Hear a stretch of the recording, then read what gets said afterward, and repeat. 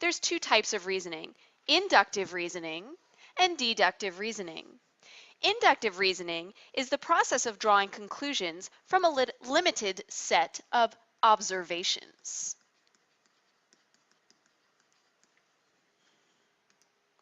In inductive reasoning, we look for patterns and we use those patterns to make conjectures. And this is going to be our focus today, inductive reasoning. Let's take a look at these two examples. Let's identify the type of reasoning used in each argument.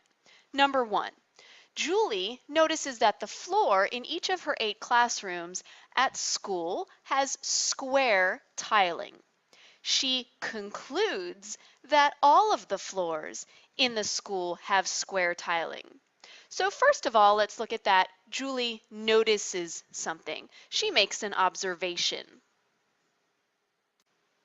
And she only makes this observation in each of her 8 classrooms at school.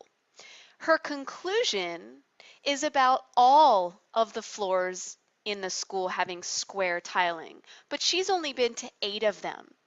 She's not using a fact, she's using patterns that she sees about each of her classrooms. Therefore, using a pattern, making an observation, is a form of inductive reasoning, because Julie is making observations to draw her conclusion. Conjecture. A conjecture is an unproven statement based on observations. So if we look back to the previous example, Julie is making a conjecture that all of the floors in the school have square tiling. That is her conjecture. Whether it is true or not is not important. We would have to visit all of the floors in the school to verify that her conjecture is in fact true. Let's analyze this pattern below and make a conjecture about what should come next. Draw this pattern of polygons and your conjecture on your note sheet. Now going back to the example of Julie, if we walked into one of those classrooms and found that one of the floors did not have square tiling, we would have proven that Julie's conjecture is false. It takes one case to prove that a conjecture is false. That is called a counterexample.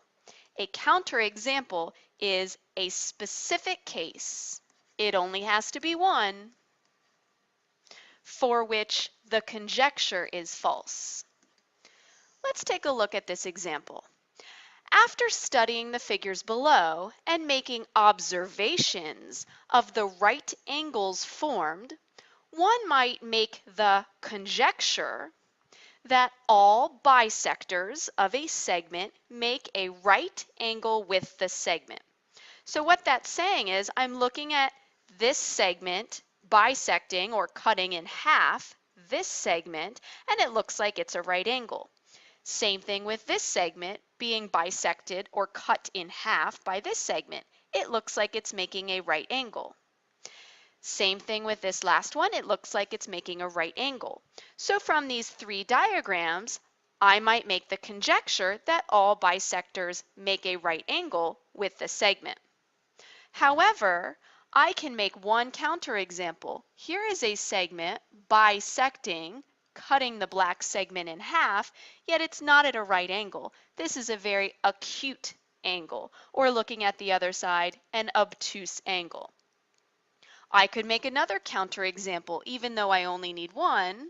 Here's another bisector making an obtuse angle. And finally, a third counterexample, even though only one is needed.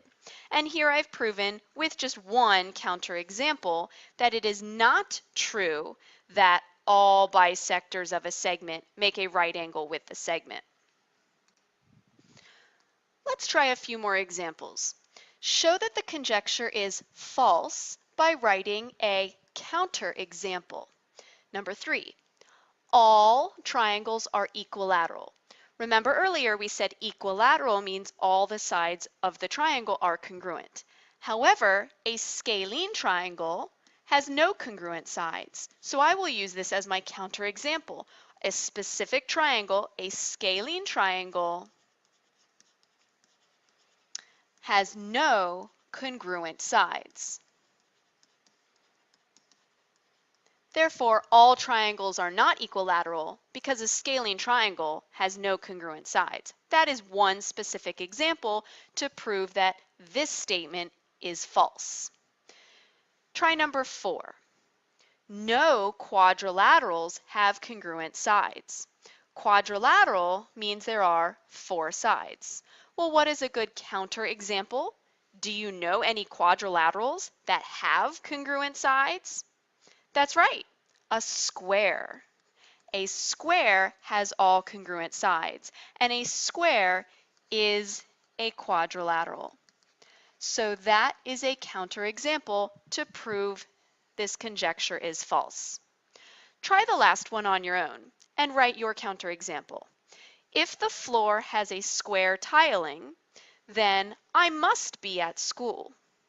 Do you know of any floors that have square tiling that aren't at school? Write your counterexample here.